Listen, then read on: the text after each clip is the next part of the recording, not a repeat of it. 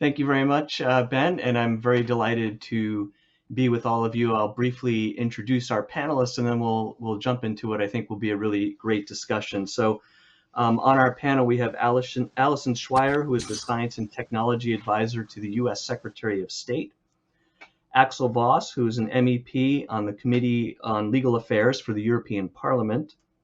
The Honourable Serge Joyal, who's a former senator for the Parliament of Canada. And Serge Degallaix, Director General of the Fondation Prospective at Innovation. I'm sorry for my very bad French pronunciation. And let me start throwing off a question about artificial intelligence. And we see artificial intelligence is driven largely by individual technologists in the and private sector companies, and there's really a minimal at this point kind of public government oversight. And as I look at it, in many ways, I think this resembles the beginnings of the collaborative, open technology, code-driven internet. And so I want to ask our panelists how you, broadly speaking, see the interrelation between national governments and the technology companies who are developing artificial intelligence, and what are some ways we can think about developing public policy around AI governance that facilitates this market-driven innovation, but also does some of the work of the governance that we probably need. And maybe I'll throw this out first to Allison, and we'll see if some of our other panelists have some comments on it. Yeah, thank you so much, David. So at least on behalf of the United States, our policy is to promote the responsible design, deployment, and development of artificial intelligence in line with democratic values and respect for human rights. So what that looks like in practice then is recognizing the importance of these international partnerships between not only governments, but really a multi-stakeholder driven response, including industry and civil society, to make sure that we're using expertise, curiosity, ingenuity, creativity from all of these parties to improve our societies through innovation technology, but also accelerate the realization of these discoveries for the benefit of all. And that multi-stakeholder approach is really important in a variety of topics that we may get to later during this panel, including bias and how to overcome things like that. But much of it is then founded on these shared principles, these democratic values that we share: openness, transparency, equity, fair competition, etc. So we're really thinking through those aspects when we're talking about AI. And what that means then is we don't really expect everyone to come up with the same solutions to harness the benefits and address the challenges of AI and other emerging technologies, but rather we focus on making sure we can promote that interoperability between different approaches while ensuring that these technologies, AI in particular, protect and promote human rights. Thanks, Allison. And I know, Axel, I know the EU has some proposals about and has published some documents about AI governance. So I'm curious about your perspectives on this broadly from your perspective within the EU. So we are noticing already that this is not very easy to the task is not easy to fulfill. What we are doing right now, we approaching these theoretically with the so-called AIDA report. So it's artificial intelligence in the digital age.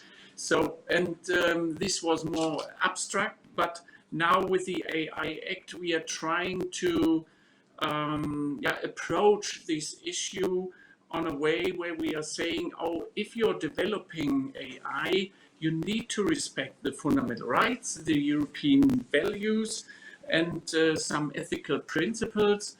And this then has to be transferred in this technology, and that we are coming forward with it, that we are not asking too much, at least for developing or enabling AI development. And of course, this creates also a lot of problems. The main problems we have is the fragmented approach of our political parties here in the House. And so we hope, or let me say, I hope, we do not end up with a kind of a GDPR 2.0. That this is too complex and more threatening all the AI developers at the end, but at least we are trying to get a kind of a legal certainty in this, and I hope we will come up with a practical approach where ethical standards are kind of a fundament and fundamental rights, of course, but also then needs to be transferred in a practical way forward, or also for developing AI. But this is easy said, but putting these into legal wording, it's not very easy. Combining a lot of different approaches by different political groups, and then trying to come up with a practical way forward. But this is the way how we are trying to approach these, but also we are concentrating on AI high-risk systems, whatever we think what high risk might be at the end. But so this is something what we have in mind, not differentiating too much on these different levels of risks, and but concentrating on what is really high risk and what is going beyond of these, like this social scoring issue, what we are finding in China. So this is something what we totally do not want, and but we should keep out AI systems what totally not harming. So this is, but to find here the balance, it's not a kind of an easy job. Definitely not an easy job, and certainly from the U.S. perspective, we can relate a little bit to the fragmented political environment and the difficulty of navigating this. And I think one of the places that it becomes difficult is we sort of have the assumption that AI is neutral. It's not human. But we know this isn't always the case, and we know that it's human beings that create the algorithms that make AI work, and it can be difficult sometimes to know what an AI algorithm is doing, and it results potentially in these problems of bias, what we call algorithmic bias. And one of the things many of us want to think about in public policy is how we deal with issues of diversity, equity, and inclusion, DEI, within AI governance, and within the way the algorithms work, and within the way the technology is deployed. And maybe Senator Joyal, I'll kind of turn to you for if you have some thoughts about diversity, equity, and inclusion, and these new emerging technologies. Well, thank you for the invitation, and I have listened very carefully to what Allison and Axel have been saying, but I want to remind to our viewers a certain number of what I call fundamental facts in the situation we're trying to deal with. The first one is that AI has no national border. In other words, the issue of sovereignty that address so much each individual country doesn't exist for those who masters the technology, those who master the algorithm. The second fact is that those who master that technology are hyper-concentrated. In other words, there are only a couple of 3 or 4 major players who hold all the strings. And we've seen it recently with our friend Elon Musk, who has decided to buy Twitter. He will decide which rules he will impose or he will observe in his managing of Twitter, who will become his game plan. The third fact is that we have to recognize that in this world of technology or new technologies, there is one major factor, which is making money. The law of profit. The law of profit direct everything because it's privately owned. Since it's privately owned, there is only one objective, which is make more money out of all of this. This is the golden rule, and you can try to convince me that it's otherwise. We're not here in a dream world. We are here in a market economy where profit is the determining factor. The other facts that I want to bring is that those who master the technology wants to avoid any national legislation. in their concept, this is a worldwide game, and they ignore any national legislation because they pretend that their technology is not submitted to the rules that have existed so far in the world of media and communication. And the other factors that we have to keep in mind is that they claim that we are in a free world where everything is allowed if it's not forbidden. So it is for the countries to try to catch back. That's the other factors we have to remember. The countries are always trying to try to take back the control over that new technology to, as Allison has mentioned, to make sure that human rights is respected. Those technologies don't pay a damn about human rights, heinous speeches, racial bias, all of that sort of thing. They don't volunteer to try to impose rules in the system. They wait till the countries or the governments try to impose that on them. So what do? We are in a dangerous world. It's no more a global world trying to find the best system to bring peace and respect among human beings. There is China, now we have Russia, we have the European Union and all the other countries that are looking at that and see what can we expect, where is our benefit out of this. So we are, in other words, in a fragmented world where there are over-concentrated power in autocratic system of government of China, Russia, we live it now, and some other countries that are still, hesitating on which side they think they're going to be at the end of it. So we are in a very difficult political context. There is no question, as you've said, that that issue has to be addressed by a group of countries within international organization to try to have an international rule of the system that would bring together countries that share the same fundamental values, as Allison has mentioned with the human rights, and as Axel has mentioned with the European Charter of Rights, and so on. So we have to make sure that we develop the forum where we can best address those issues. OECD has been one of those forums. We have seen in the last months that they have succeeded in agreeing on a minimum tax of 15% on the income, because up to that agreement, you saw what it was, what had happened. There were two countries, not to name them, Luxembourg and Ireland, who tried to impose the minimum taxes on the profit of the GAFAM now, because they thought that it was their national interest to do this. But in doing this, they were creating an unfair situation for all the other countries who were trying to impose income taxes, but could not, because of course they could claim, the GAFAM could claim that they were housed for fiscal purpose in countries where the system is most favorable to them. So there's no doubt we have learned from that.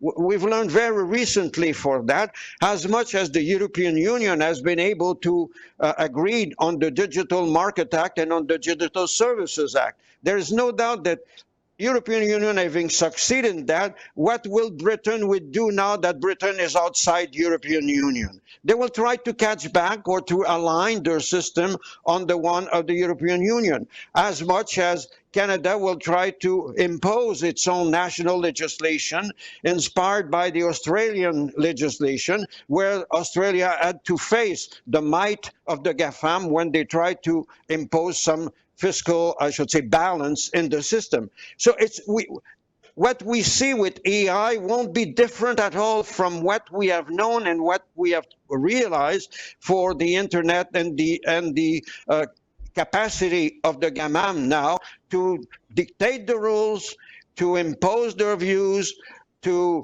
not to value what we think as governments have the responsibility to establish in the system, which is fair market, which is fair respect for individual rights, which is respect of democracy, and which is the control of a minimum of security in a world where cyber security is totally a new kind of game. What will we do when the army of the countries will be formed with Android? With AI, we can, build an army totally out of no human being on the ground. We will send avatar on the ground. So, this is the reality. As I come back to my point, we are totally reacting to something that we're not controlling, something we have not created, but have been created by a group of researchers, very talented, very gifted, very, at the beginning, well motivated, where the system they create is totally out of their hands at the end. So that's what we have, and endanger the world peace, because that's what AI will end up. There will be somebody to use AI in an imperial kind of objective, as we see with Mr. Putin, as we can see with China, with Taiwan, and so on. So, that will be a new tool in the hands of the dictator. So if you think that it will be a world that will evolve, in peaceful and respect of individual, I think that we abuse ourselves if we think along those lines. Senator Joyal, thanks. You raise a bunch of really interesting issues about trade agreements, about security, about market concentration. You raise a kind of interesting parallel, I think, in teaching internet law for many years about kind of the utopian vision of the internet, and some of the things that were realized there and some of the things that weren't, and how that might parallel in AI. And I want to ask Monsieur Degallaix what your thoughts are on these diversity and inclusion issues, and maybe on some of these issues about the role of the big tech platforms in AI development. Yes, thank you very much. I know it's not easy to pronounce my name, but it's Degallaix. I was very much impressed by the presentation of the other Serge, and we have to remember that we need action and we need a clear vision of the state. It was said by Serge Joyal, and we have to reach a great number of great balances between nation, Europe, and the world. And France is accepting to let Europe to regulate this field, because we know that we can't only at the national level. Secondly, we have nevertheless to keep a balance between identity and national identity, regional identity, and common principles. We need to reach a balance between private goods, commercial goods, and public goods. And we need, of course, to have a balance between regulation and innovation, and between control and freedom. So we have a big fight to wage, and we must admit that it's very difficult for the state, for regulators to be competitive with the big tech companies, because they have a lot of means, they are very agile, and they are moved only by their private interest. When you are a regulator, you need time, because you have to react to what is happening. You have to consult, you have to respect some basic principle.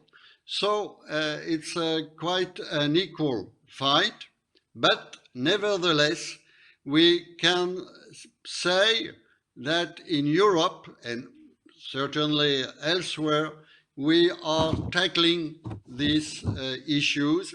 And as it was said by Axel and by Serge, we did a lot of progress in the last 2 years with Commissaire Thierry Breton, and we edicted a series of regulations at the European level. We had talks with a very large group of people, of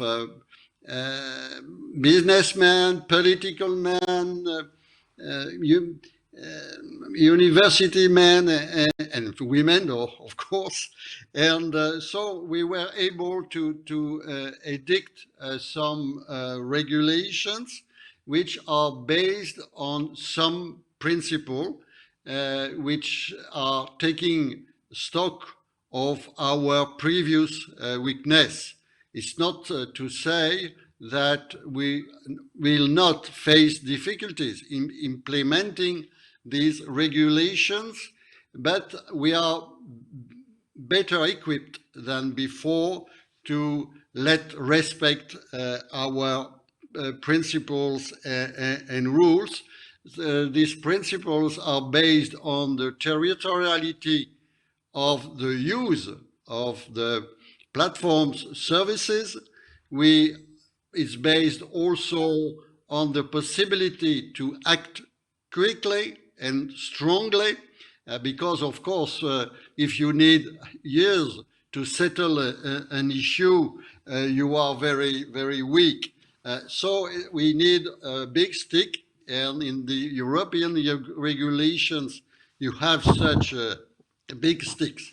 So it's at the European level. But of course, as it was said, technology, AR, have no border, no frontier. And so we need a global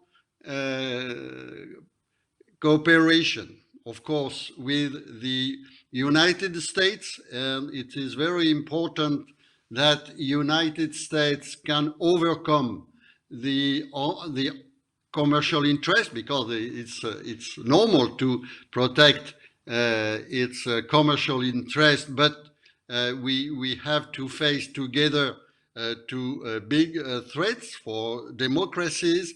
We need, of course, also to dialogue with China.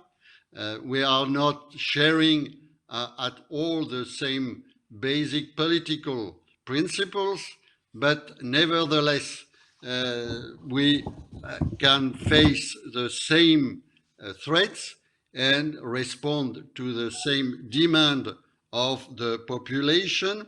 And we have also to take into consideration the rest of the world, and mainly the South, because it's necessary to protect our own territories, our own countries, but we need to have a South which is safe and which is in a position to develop. And we know that it's not the case today, due to some needs which are not met, and we have to help to support the efforts of the South. So I think it is a lot of tracts, but we need to act quickly. As I said, there is a kind of race between technology and democracy, public goods, and we have to react and to act. Thank you. Thanks. David, can I jump in quickly? Yeah, please go ahead. Sorry, thank you. I think both Serge and the plural, and I apologize, but I think they made some really good points, which I think are worth double tapping. And we danced around it, but really that idea of norms and standards for artificial intelligence is something that is part of the regulatory system we're discussing.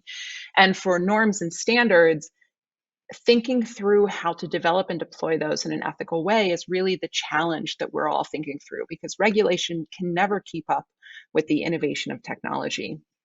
So for the US, we certainly believe in a transparent, consensus-based, private sector-led approach for developing standards, but that also means that we're engaging with our partners and allies and beyond during these conversations to ensure that we are thinking about where AI is now, where it might go, and how we think through that developmental path. So because of that, I think it's really important to always have that question in mind. What are the values and principles that should be utilized as we develop and deploy AI? And I think that also gets into a second point. What's that balance of regulation versus too much regulation that actually stifles innovation, something that Serge Joyal mentioned. And that is a really tough balance that I think both the US and EU, certainly just in the things that we've discussed in the Trade and Technology Council and elsewhere, have been discussing, but it's certainly happening in fora outside of just these two parts of the world. How do you ensure that we're thinking through AI and its expansion within the digital economy and economy writ large, to make sure that we are keeping that space for innovation and technology that is bound to happen, while ensuring that we are able to set up some guidelines as we think through what is a use case that we support and what is a use case that we don't. And that, I think, hits on the third point that both Serge and Axel raised. The use cases is something that's critically important we need to think through for technology, because many people say technology is neutral. I think it's much more nuanced than that, because technology is developed by humans, and humans in and of itself, humans are not neutral. We have biases, we have opinions, and those can easily become part of the technologies that we develop. And that gets to your initial question. How do we think through DEIA issues, diversity, equity, inclusion, accessibility, when we're thinking through technology, which is why it's so important that as we think through AI and other emerging technologies that will come, that we ensure we're bringing ethicists to the table, we're bringing diverse perspectives on that development and deployment team, so that we can't necessarily remove all biases, but we can try and make sure we're reducing them, the ones that we know about, and mitigating things that we might not know about, so that they really are being developed in as neutral a manner as possible. And then we can think through the use cases, because technology use cases are really the important thing. There seem to be these zones. We agree AI use can be okay in certain ways. You know, there are international discussions going on about lethal autonomous weapon systems, for instance. Those are conversations that we need to continue to engage upon in the international fora to make sure we're addressing the use cases we're very concerned about. Thanks, May I add Allison. something to Allison's point? Yeah, go ahead. There are quick comments. Quick comments I would like to bring forward after Allison's intervention. The first one is that she said which kind of values, which kinds of I should say which kind of fundamental philosophy should we have in approaching that technology that is not neutral at all. We all know that it's not neutral. When you're told that it's neutral, it's a marketing argument. It has nothing to do with the reality. We know it. For instance, I give you an example. When I use my telephone and I tap on the Queen of Canada, the only information I receive is from People magazine. I receive nothing from Gala or Point de Vue, to speak of French magazine published in France that Monsieur Degallaix knows probably very well. So in other words, when I open this, I am in the hands of somebody who control what I will see, what I will hear, what I will listen to, and will tell me in what kind of context I will find people who think the same things than me. In other words, the echo chamber. So if we think that we have nothing in common at the basis of the approach that we have to value, I think the United Nations Charter of Rights and the Protocol of Rights that have been added through the years are the fundamental values that we want to hold worldwide. one international organization that is promoting a concept of human rights that is to be accessible the world over, it's that documents. Of course, each of our country individually, we have Charter of Rights. France has one, the American have one, Canadian have one, Britain has one, and the European countries share one at the EU level. But it's not enough to make sure that all the countries around the world are serving the same values. So I think that we have to start with the United Nations Charter of Rights and protocol, added protocols, as the values that we want to serve. The second point I want to bring forward on the basis of our contribution is the following. We are always catching back to individually as a nation state to what the technology brings forward, discover, offer on the market, and unpredictable development, beneficial development that will come forward. I think that there has to be a pool of resources of countries to try to monitor what's coming up and how to address and what are the implications of those new developments. If we leave each country individually to do that planning, we will always have to run faster to catch back.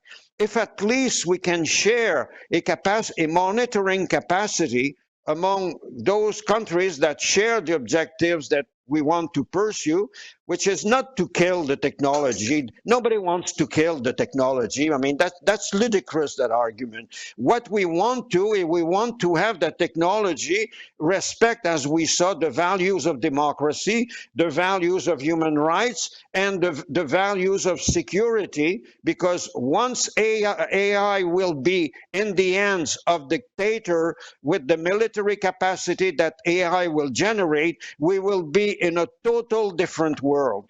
As much as today we are in total different world with the old telephone, wire lines, or when the car happened with the horse, 100 years ago. So we have to realize that our world is condemned to change, and our world is condemned to face bigger challenge brought by the technology. So if we want to be able not to be, I should say, totally scattered around the world and running like a hen with no head, we have to bring our capacity together. And that's the fundamental point. I think that EU does a very good work, and Monsieur Degallaix, I think, and Axel, I have to congratulate you, because you were the first one really to come forward at the international level with some kind of rules. And it was not easy. I watched the game, of the debates going on in your institution,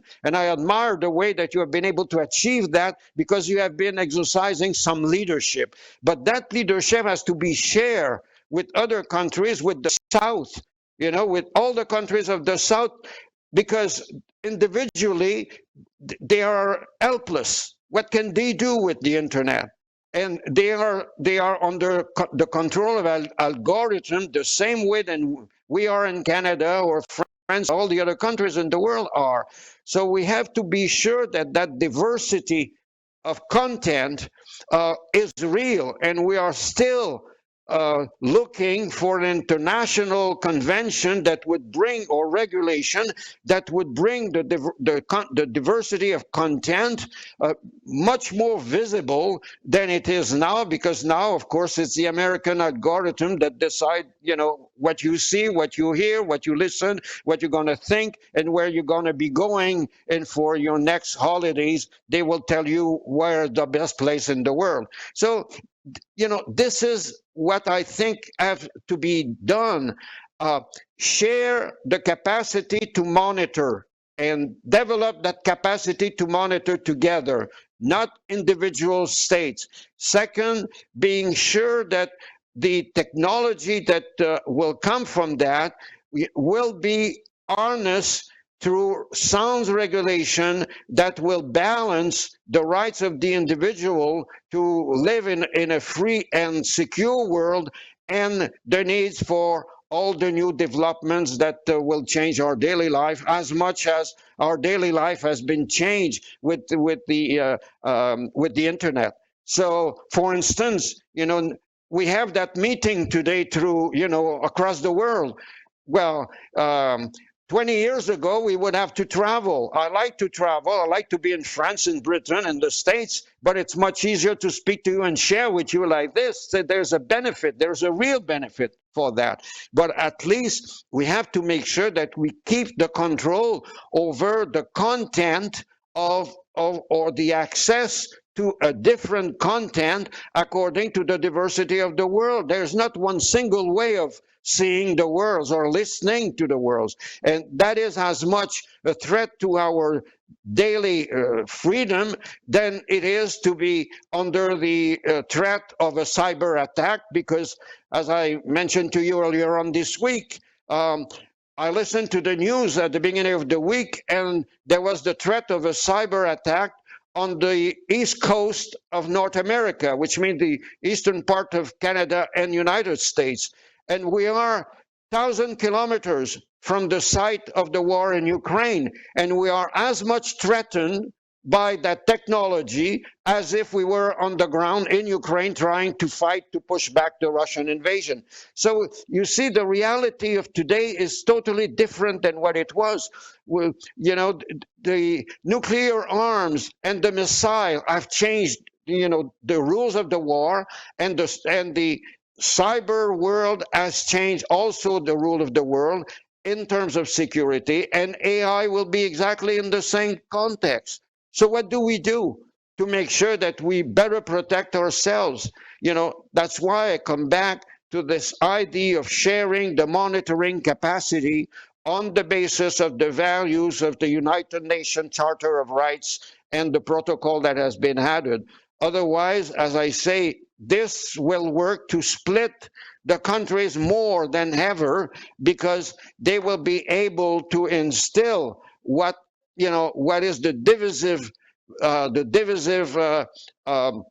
bugs that it can carry. And we've seen it around the world in those manifestations of the populist and autocrat leaders. So we are in a more dangerous world because of the technology, and that's why if we don't bring together our capacity, if we don't put forward those values of human rights that the Charter, United Nations Charter, and European Charter, and all the charters of the Western world together, I think that we run a greater risk. And as Mr. Degallaix has said, it's difficult to always run after, a tiger that is ahead of you or is behind you quicker than you thought that you would be able to fly away. So this is the challenge. And tell you the truth, I don't think public opinion worldwide realize what AI will bring to them and how it's going to change their life. And when I say changing their life, not only for the better, but for the worse that it's going to bring, because it's going to weaken more the individual freedom and the respect of the individual rights. That's, unfortunately, what it could happen if we're not shrewd enough, the leaders of the Western world, to come forward with a better capacity to try to tackle, as I said, the negative side effect of those new discoveries. Thanks, Senator Joyal. And I want to pick up on this theme that a bunch of us have been touching on about trade and development in relation to security. And maybe I'm going to throw this out to Axel first, and then I'll ask Allison to pick up on it too. But back in the early mid-1990s, we were having discussions like this around intellectual property, and in particular around pharmaceutical products. And we ended up with the TRIPS agreement, and it created some minimum standards for protection of IP and ideas about technology transfer into the developing world. And it did encode at least some ethical values with some exceptions for necessary medicines in certain countries, and that may or may not have worked very well. And this will also pick up on one of the questions from the Q&A about kind of this question of trade and the possibility of multilateral agreements relating to AI, if there's a similar way to coordinate this that takes account of some of these security and ethical values, or if that's maybe more difficult than it was with IP. So anyway, Axel, I'll throw it up to you first, and then Allison, if you want to pick up after that. Yes, so thanks, David. Of course, I would like also to comment on what was said before, but trade, of course, all the regulations or all the laws or whatever we had was done before we had these more internet friendly and cross-border digital situation. And here we have to be careful right now, because if you're trading digital devices and so on, it affects all of a sudden privacy, data issues, so also fundamental rights, and also it comes to security issues. So a kind of a body scanner, if you're looking to the airports right now, we have one Chinese firm, they are having kind of a good technology, a good device, but it's very cheap, and probably it's a kind of a piece of the plan of China. And so that's why I think we have to be very careful to use then these, because they get connected to the security system of an airport, and probably they will discover something else through this, and all of a sudden also the information situation we discussed in Europe, the 5G elements and devices, and if Huawei should play a role in it, etc., etc. So it all comes back like a kind of a boomerang that we now have to think about. Oh, we should not only think about the trade, it's also about security all of a sudden, because we are facing with these devices a totally different level what we should have in mind and what we should think about.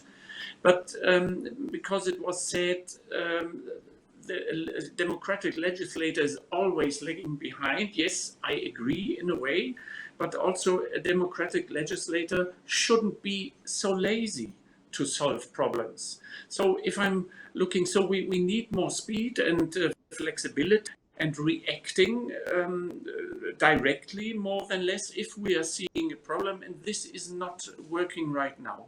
Also in standard and norms, what can also be used for trade and security issues and so on.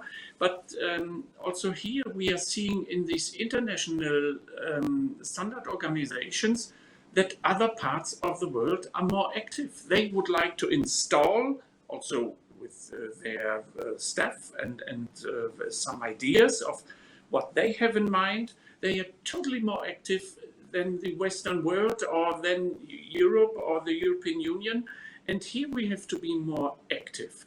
And I do not think if the kind of a global approach might be the way forward, because globally it might take too long to come to an agreement. But transatlantic, of course, would be a kind of a first step. Why not having a kind of a Western ally situation where we have these democratic and rule of law state instruments in it, and the values out of this, and trying to come forward.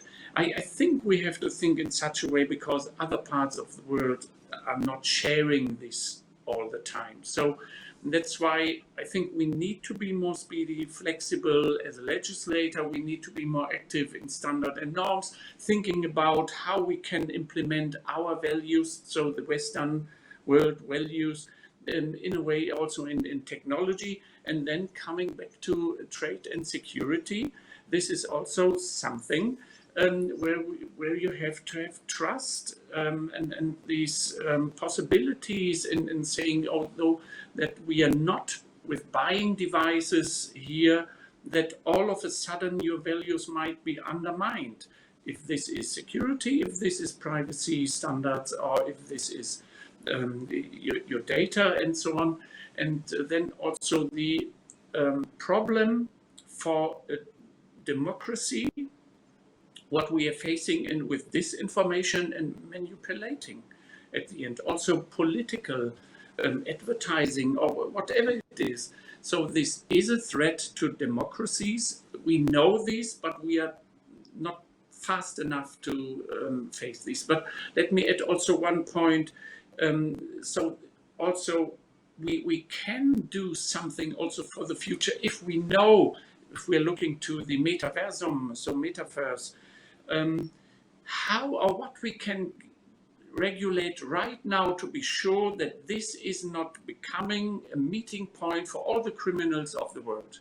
So probably we need a kind of a car plate system for everyone who is joining this, but we haven't thought about this one. But so we can catch up with the future in some aspects, but we are not doing this right now.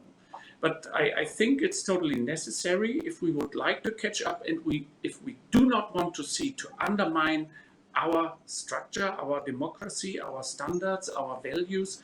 And this is what I'm thinking on this aspect. We need to rethink our system and our way forward also in legislation. So it needs to be adapted also to this fast developing technology situation. And this is not happening. This is what I'm missing. And this is what I'm asking here on my level all the time. And but this has an effect at the end. If we are, and so if I'm looking now to these social platforms, we left them develop in a way, but we know or knew already there are some problems, and now it's so hard to get illegal content from the platforms because you have these discussion about freedom of speech, mass surveillance, and data protection, and so on. And all of a sudden, you can't really regulate this any longer. And this is why I think we need to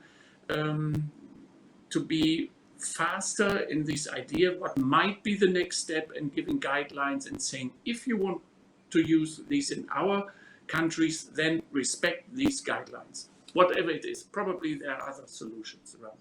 Sorry, David, for being so long and probably not really answering to your question. That's all right. Allison, I wonder what perspectives you might have on some of this. Yes, I'm sorry. I turned on my mic too early and we got the echo. I apologize. I actually agree with a lot of what Axel just said. So I think it's really important to think through the balance of a lot of topics. So I don't want to echo what he has already talked about so eloquently. I think in terms of digital trade, we've seen in recent years, many different governments take measures to control and limit digital trade in ways that can be protectionist, can be counterproductive, can be focused on making unnecessary requirements and be overly burdensome. So in some ways, it's very focused on privacy and a number of these other issues that we've discussed today. But we have to remember that balance. Where do we get to the point of overly burdensome, and how do we ensure that we're addressing legitimate public policy goals in a way that is not overly burdensome? So I think because of that, we've had numerous discussions about the importance of data transfers, in particular for digital trade, because cross-border data flows are extremely important, not only for cooperation and research, law enforcement, as Axel mentioned, but many other economic, social, and political priorities. So a few examples very quickly. The United States and the European Commission have reached a deal in principle on the transatlantic data privacy framework, which, once fully implemented, will restore legal certainty for transatlantic data flows. And that's really important and a great step forward. In multilateral fora, we're also working with allies and like-minded partners to establish, again, we go back to these words, principles, practices that will allow us to take advantage of the benefits of these emerging technologies like AI, make sure we're doing it responsibly, but also make sure we're fostering further innovation, like we've discussed earlier. We also have the conversations with the US-EU TTC, the Trade and Technology Council, because these fora, this idea of engaging in the multilateral space allows us to think through the commonality of these principles to ensure, like I mentioned at the top, that the solutions don't have to be the same, but we have to think about the interoperability of these things from the beginning, because we are going to have so many of these emerging technologies coming online that we need to think through them at the beginning and use them as an example to showcase why multilateralism is so important and why it can actually enhance the use of these technologies. We also have a proposed Indo-Pacific economic framework, which is seeking to govern digital economies according to open principles and help facilitate these cross-border data flows. So I think in the end, very much in agreement with what Axel mentioned, but a lot of it is just fostering these networks and making sure these networks are extremely strong, that we're thinking through the ways countries are engaging with one another, companies, universities. We're talking about these shared values, shared commitments, about designing and deploying technologies for the benefit of all people, which refers back to the bias and DEI issues that you talked about, thinking through these interoperable systems and the openness of those systems, including the internet, so not just AI, to make sure that we can encourage that freedom of thought, freedom of expression that we all believe in as democratic values, and really is at the heart of democratic values and principles, but also that idea of the scientific discovery, science, innovation, technology. This is exactly that nexus where these things fit, and we can just emulate it out into the trade space. Thanks. And if I can pick up a little bit on Allison, what you were just saying, and maybe I'll ask you to pick up on this a little, and then Axel, if you have a quick comment in our last few minutes. And this picks up on a question from our Q&A, is in what way can technology itself actually be harnessed to help this process of multilateral discussion and perhaps even governance? And the questioner was asking about blockchain technology, but maybe that's one example. But what are some ways in which we might incentivize or use technology to help with this process? Do you want me to go maybe first? Allison, maybe Allison, I'll throw it out to you first, and then Axel, if you have a quick comment, and then Senator Joyal, I'll give you a last quick word as we wrap up. I think it's a great question. I wish I had a better answer. I don't totally know. To be quite frank, I think there's a lot of interest in using technology to indicate use cases to where technology can be really beneficial to the kinds of behavior we want to see. So for instance, thinking through federated learning and how that can actually help ensure data privacy and cybersecurity, thinking through privacy enhancing technologies and how they can be utilized to support health infrastructure and other census data, other things like that.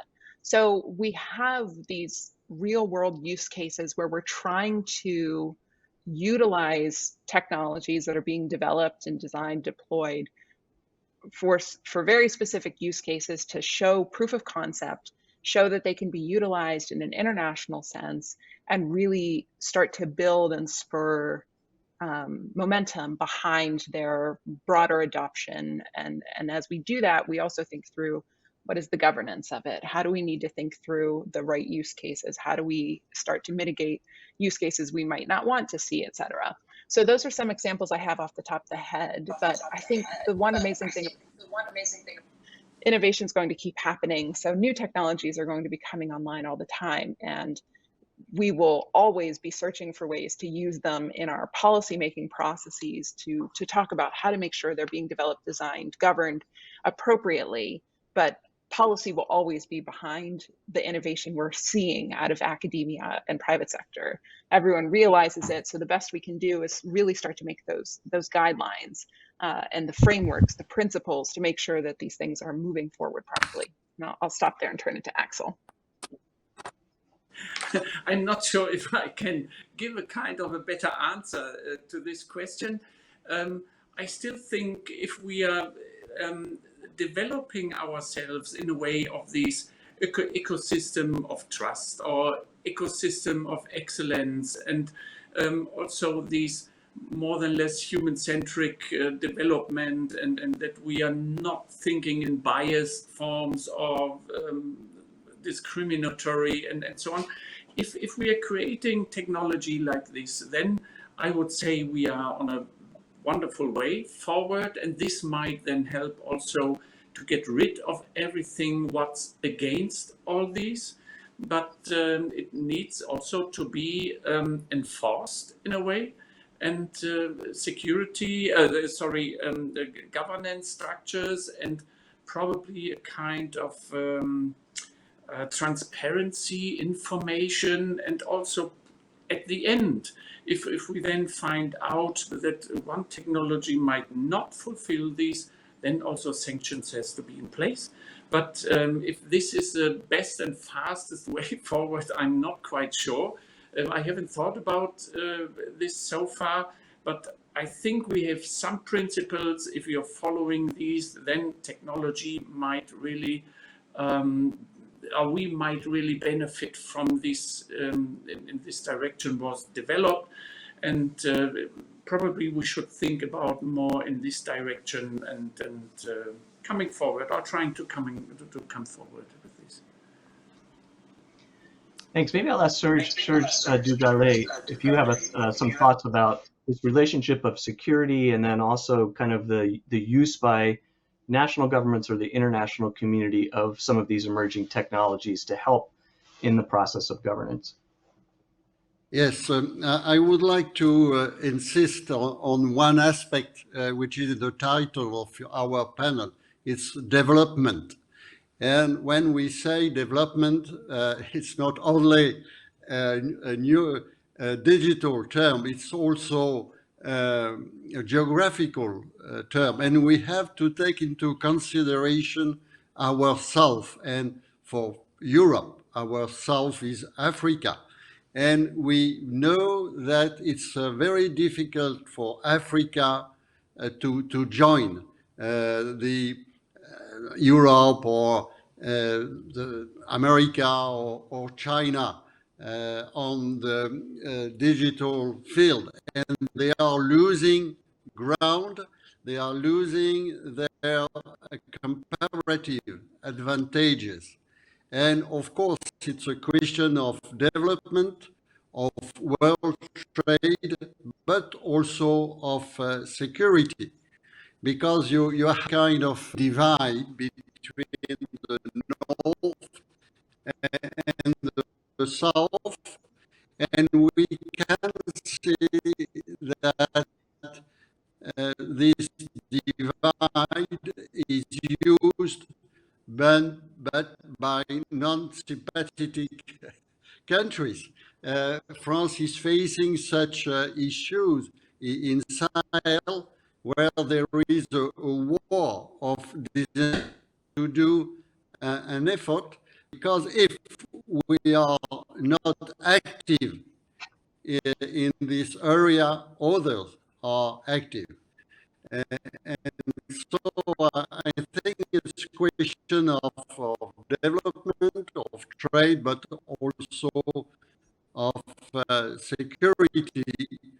And I think it's the same for all big countries. They have to take into account their surrounding. Of course, it's not easy because you have a position of strength of these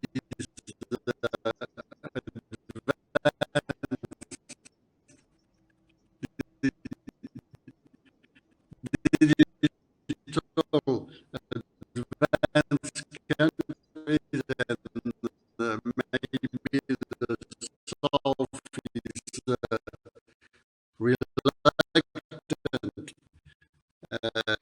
to I think you're losing your connection a little bit. So I'm going to some rules and principles. So yeah, Mr. Degallaix, I think we're losing your connection a little bit. So I'm going to actually turn to Senator Joyal and ask. We have just maybe 3 minutes or so, 3 to 5 minutes left on our panel. But let me ask you for some thoughts on this issue of kind of the use of technology to help with some of these processes. And you've mentioned a bunch of times and spoken kind of passionately about these development questions, and maybe you can pick up on that theme a little bit for us as well.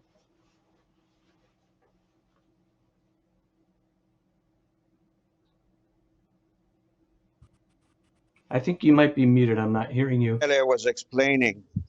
There you go. Do you hear me well? That's fine. Do I you hear you hear now. me well? Yes. Yes? Okay. I want to come back on one point that Monsieur Degallaix has raised, which is in sync with what we call the development. If we are able to diversify the content of, of, of what is accessible on the internet, we are strengthening the world cohesion. The problem with the South is not only that Monsieur Degallaix has been describing, is not only a question of accessibility, you know, to have access to internet, to own a computer or telephone and so forth, but it's the content. If you have access to this and you cannot see yourself in there, reflected there, of what you read, what you're going to see, what you're going to think, you're excluded from this world. And we've seen it in the discussion at United Nations with the resolution of United Nations in relation to the war in Ukraine. There were 39 countries who said, this is the war of United States and Europe, it's not us. You know, they didn't feel that they were part of the issues of what would happen at the end of this war. So it's the same with this. If you give them access to this, but they don't see themselves in it, they don't see their culture, they don't see their identity, they don't see who they are, they don't see their vision of the world, well, we will create a reaction. There will be a reaction against the monopoly of culture that there will be on this. So it is very important, in my opinion, if we are to understand how the implications of the development of those new technology could create a more difficult world for mankind cohesion.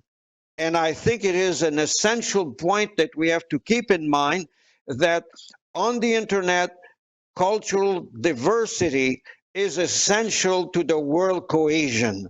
And if we are able to achieve that at UNESCO in a convention like we have succeeded in 2005 with the Cultural Diversity Trade Organization, I think that we would be moving forward to strengthen our cohesion instead of disbanding the world. And this, in my opinion, is one other side effects that those new technology, those new developments could bring. So it is very important, in my opinion, to keep that objective in mind, that sooner we would have to take initiative to make sure that diversity of content is accessible on the internet, as much for the South as it is for United States, who control 99% of the substance of what we see in this. So that's to me the one key factors and one key conclusion we should keep in mind.